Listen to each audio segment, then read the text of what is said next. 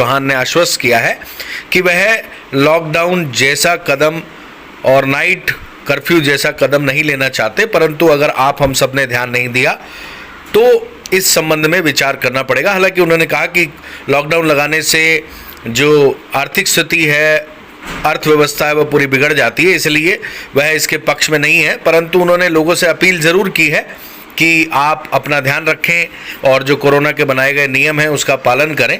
फिलहाल मध्य प्रदेश से जो ज़िले महाराष्ट्र से लगे हुए हैं वो महाराष्ट्र जाने से बचें। और उसके अलावा खंडवा में क्या परिस्थिति है तो आपको बता दें, खंडवा में ऐसी कोई घबराने की ज़रूरत नहीं है। लगभग 20 के करीब एक्टिव केस हैं।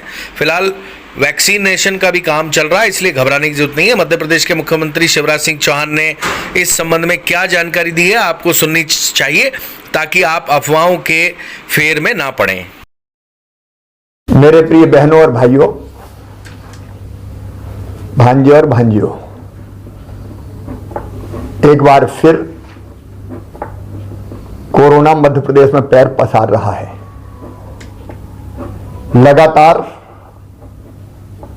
एक्टिव केस बढ़ते जा रहे हैं,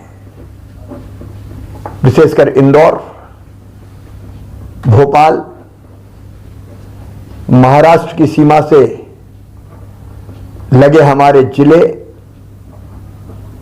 बैतूल, छिंदवाड़ा, डिंडोरी में भी पॉजिटिव केसेस की संख्या बढ़ी है। पिछले सप्ताह तक पॉजिटिव केस की संख्या घटके काफी कम हो गई थी। अब लगातार इसमें वृद्धि हो रही है। आज जब मैं आपसे बात कर रहा हूं 378 पॉजिटिव केस कल की तारीख में आए हैं। मेरी आपसे प्रार्थना है, कोरोना संक्रमण बढ़कर विकराल रूप धारण करे, इसके पहले ही उसको फैलने से रोकना होगा। हम असावधान रहे तो एक बड़े संकट को निमंत्रण देंगे। आप जानते हैं मेरे बहनों और भाइयों, अगर परिस्थितियां बिगड़ती है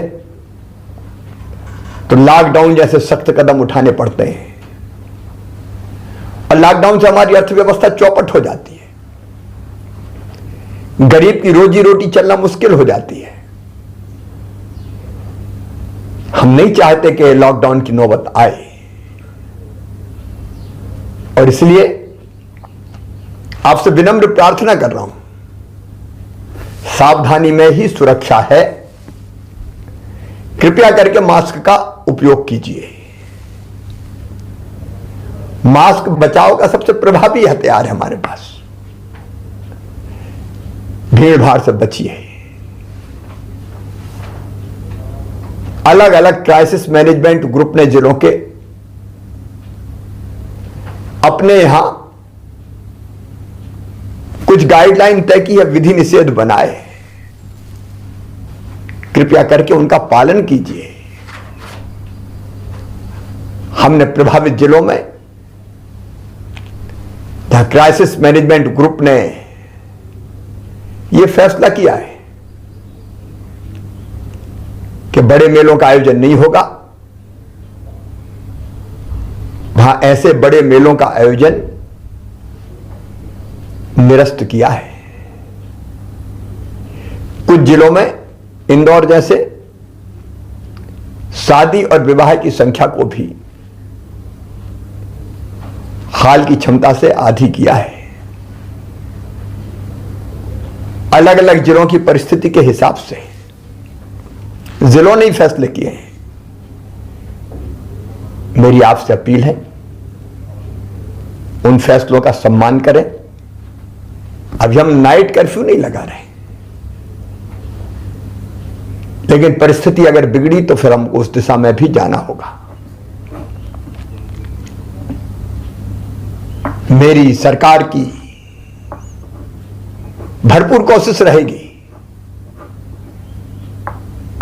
कि कि हम इस संक्रमण को किसी भी कीमत पर फिर से न फैलने दें, लेकिन खतरे की घंटी बज रही है। आपके सहयोग के बिना संक्रमण रोकना संभव नहीं है। महाराष्ट्र में जिस ढंग से फैला हुआ है, हमारे बॉर्डर के डिस्ट्रिक्ट, चाहे वो बुरहानपुर हो, खरगोन खंडवा का भी थोड़ा थोड़ा हिस्सा लगा हुआ है, बैतूल, छिंदवाड़ा, सिवनी, बालाघाट, सबको सावधान रहने की जरूरत है। वहां से आने वाले भाई और बहनों की पूरी चेकिंग की जाएगी। मेरी अपील है कि आप यथासंभव महाराष्ट्र की यात्रा से बचें। और मेरे मजदूर भाई जो पड़ोस के जिलों में सवेरे जाते हैं, रात को वापस आते हैं,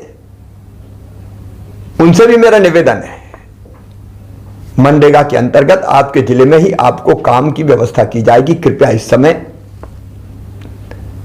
महाराष्ट्र जाने से बचें।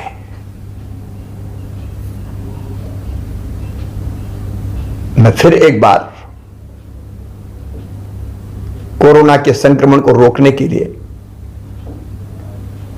आपसे सहयोग की अपील करता हूं। आपके सहयोग से पहले भी हमने कोरोना को विकराल रूप धरने से रोका है, घनघोर संकट में नियंत्रित किया है, और आपके सहयोग से ही अब फिर हम कोरोना को यहीं रोक देंगे। फिर एक बार कह रहा हूं, खतरा टाला नहीं। अमेरिका में 5 लाख से ज्यादा लोगों की मौत हो गई है। ये तो भारत के यशस्वी प्रधानमंत्री नरेंद्र मोदी जी के नेतृत्व का चमत्कार है कि हम काफी हद तक रोक पाए। और अब तो 60 साल से ऊपर की उम्र के वरिष्ठ नागरिक बहनों और भाइयों को टीका लगने वाला है। 45 साल से ज्यादा उम्र के गंभीर बीमारियों से पीड़ित भाई और बहनों को भी टीका लगेगा। इसलिए थोड़ा धैर्य रखिए, सावधानी रखिए, और आपके जिले में कोरोना की बनाई गई हर गाइडलाइन का पालन कीजिए। आइए हम मिलकर संकल्प करें, फिर कोरोना को मारेंगे। कोरोना हारेगा, मध्य प्रदेश जीतेगा। जय हिंद, जय मध्य प्रदेश।